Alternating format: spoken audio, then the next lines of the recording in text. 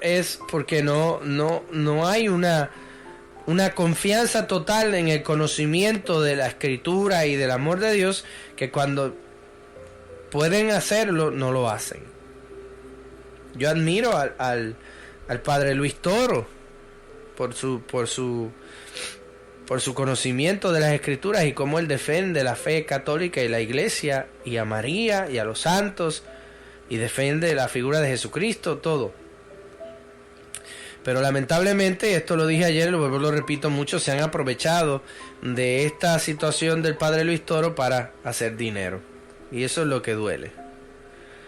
Tenemos que entender nosotros que nuestra misión es evangelizar, sacar de la oscuridad y llevar el mensaje. Yo creo más y soy muy defensor de que las palabras mueven, pero el ejemplo arrastra. ¿Escucharon bien? Vuelvo y repito, para que lo sepan. Las palabras mueven, pero el ejemplo arrastra. Yo sí creo en eso.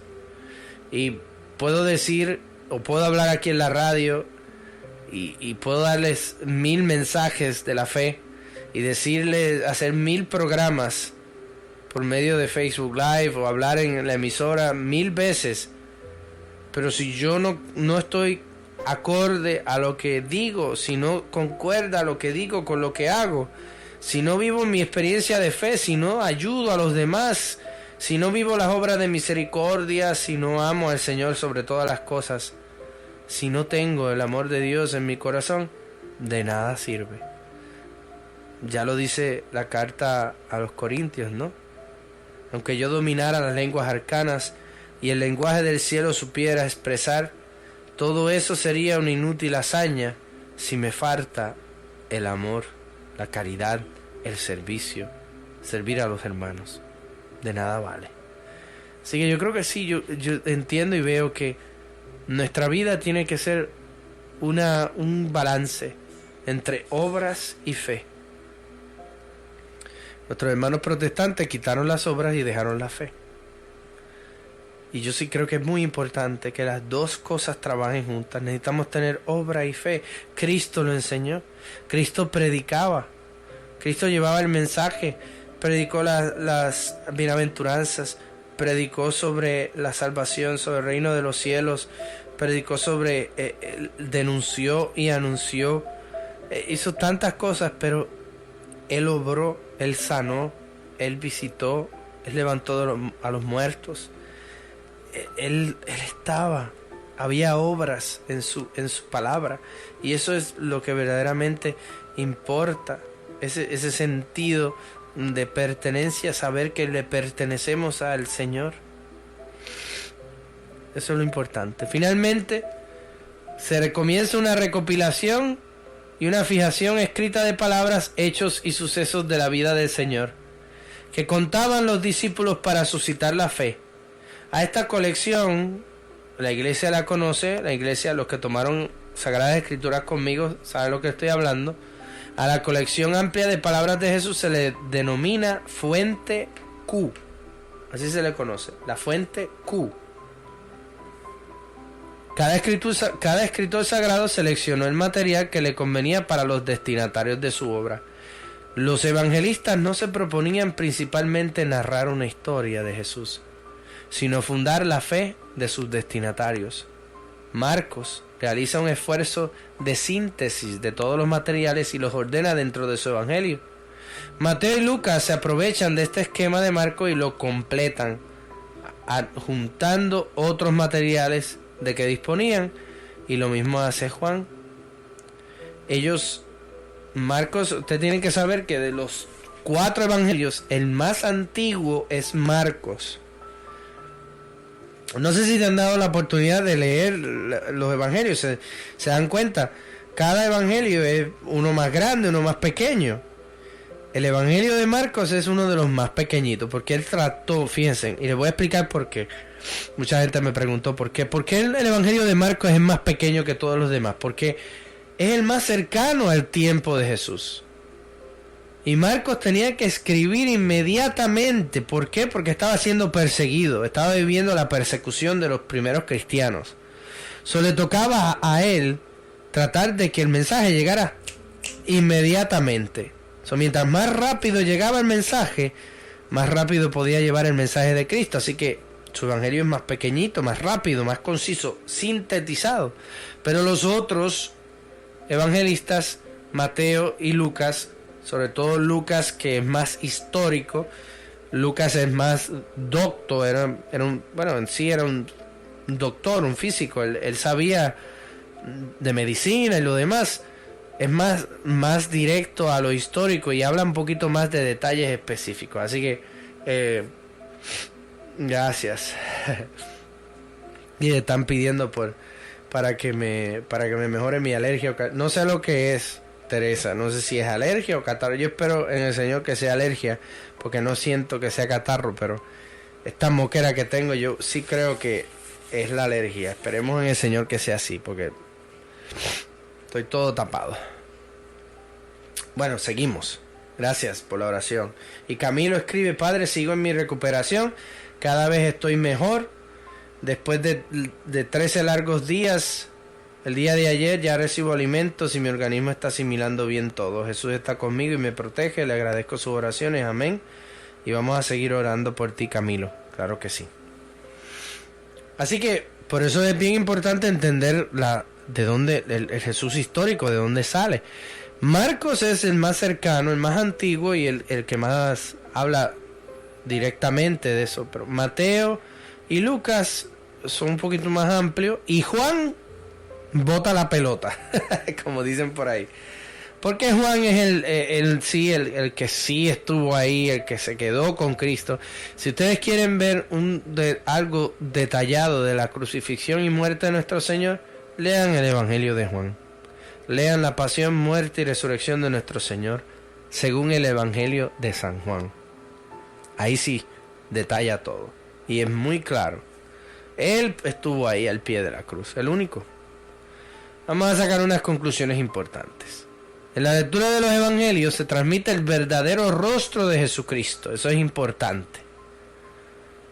Si tienes una lectura meditada, creyente, en unión con Jesucristo y en la caridad fraterna, da un conocimiento profundo y verdadero de Jesús. Pero tienes que leerlo con la disponibilidad y la fe. Es bien importante esto, porque ahí está el rostro del Señor. Es necesario estar en permanente contacto con los escritos del Nuevo Testamento para redescubrir el rostro de Jesucristo, sus dimensiones humanas y divinas. Y este permanente contacto es necesario para no hacer de Jesús un mito, no idealizar o desencarnar la imagen de Jesús, no dejarnos captar por ideologías, reencontrar la unidad en la misma fe y no hacer de Jesús un ideal humano, no conformarnos con nuestras proyecciones y deseos, sino encontrar el camino hacia Dios sin perder al hombre. Recuerden que Jesucristo es Dios y hombre verdadero, creador del Padre y redentor mío. Es un redentor, es nuestro Salvador, es nuestro Señor. Es Jesús, es el Hijo de Dios, pero es Dios y hombre verdadero. Cuando se lee el Evangelio, uno se da cuenta de que existen textos muy diferentes, de muy diferentes categorías. Unos narran la infancia de Jesús, otros su actividad en Galilea, y otros narran las palabras que Jesús dijo. Otros narran los hechos, enseñanzas, la pasión o la resurrección como Juan. Pero lo importante es que todos los textos dependen de Jesús y se refieren a Jesús. Ahora bien, unos dependen de Jesús directamente y otros actualizan o interpretan los hechos o dichos del Señor. Pero todos son necesarios para el conocimiento histórico de Jesucristo. ¿Por qué entonces hay enseñanzas y diferencias? Cada evangelista nos transmite, junto con su historia, su propio interés, su propio acento, sus propios aspectos personales. A pesar de que hay lecturas que son similares, o sea, hay hechos históricos que están muy parecidos, cada uno tiene su propio sentido, tienen que saber. Marcos lo pone desde el punto de vista judío, Mateo lo pone desde el punto de vista pagano, o podríamos decir nosotros como él era un publicano, lo pone desde el punto de vista de una conversión de un judío que se convierte, de un publicano que se convierte al judaísmo y a seguir al Señor. Y Lucas, que pues es obviamente su trasfondo griego y de conocimiento de la medicina y lo demás, presenta un histórico, un Jesucristo histórico más en orden. Juan habla desde el corazón, porque estuvo con él. Pero es indudable que existe una fundamental identidad respecto a la persona de quien hablan e incluso de los sucesos que narran. Por eso, para encontrar la verdadera imagen de Jesucristo, no se puede elegir un texto y rechazar otros. Tampoco se puede despreciar los textos que no coinciden con mi manera de ver las cosas, como han hecho muchos ay Señor, como han hecho muchos hermanos protestantes que han sacado libros de las escrituras, de los 72 libros, y dicen, no, estos no me gustan, estos no van con lo que yo pienso, estos no funcionan, vamos a dejarlo en 66, porque estos libros sí funcionan con mi mentalidad. ¿Y qué pasó con los otros libros que votaste? Hello, ¿dónde están? ¿Por qué tengo que yo sacar? Saco lo que me molesta, pero dejo lo que me da la gana. Entonces eso no está muy bien. Se han de tener todos en cuenta, si bien es posible hacer una distinción dado el carácter del texto. Es como sacar una fotografía desde diversos ángulos de vista y la podemos conocer, porque algunos hoy ¿por qué entonces quieren negar la historicidad de los evangelios siguiendo la escuela protestante, como este señor Bultmann, que dijo que pues, el Cristo que está ahí es por fe, no es por ninguna historicidad? Hoy nadie se preocupa del problema de la historicidad, por ejemplo, del Corán. Nadie dice nada. Al fin y al cabo, el Corán es una recopilación de las doctrinas de Mahoma, que pretendió tener una revelación divina y no la justificó nunca por milagros, y nadie critica eso. Sin embargo, muchos se preocupan por la historicidad de los evangelios, fíjense. Y el motivo es claro. Las otras religiones no tienen la originalidad del cristianismo. El cristianismo se presenta como Dios entre nosotros, como Dios mismo encarnado para redimirnos de las grandes impotencias que pesan sobre la humanidad, el pecado, el mal y la muerte. Es la doctrina de la comunión fraterna en Cristo. Por eso es por lo que se persiguen. Por eso es por lo que muchos tienen que dar cuenta de él. Como decía un teólogo, la causa última de la persecución al cristianismo reside en su suprema belleza, en la belleza que irradia de la verdad. Y la verdad nos hará libres. Muy bien, mis hermanos, me da mucha alegría haber compartido con ustedes este programa. Les recuerdo que este próximo tenemos varias actividades, quiero compartirlas con ustedes para que tengan conocimiento de ellas. Ya este viernes, el primer viernes del mes, tenemos misa a las 8 de la mañana y a las 6:30 de la tarde aquí en su parroquia Santa María.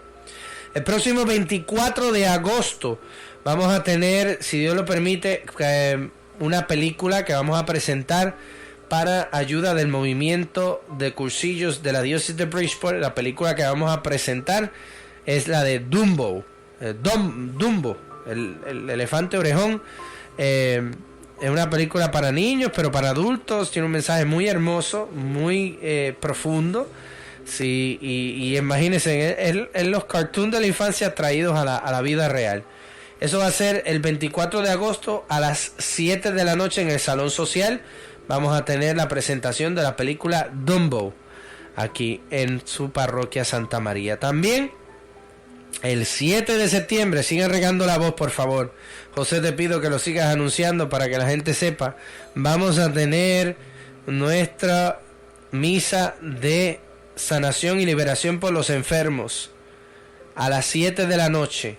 Va a ser este próximo 7 de septiembre. Ya falta un mes, pero aún así hay que empezar a regar la voz para que la gente sepa que vamos a tener nuestra misa de sanación y liberación el sábado 7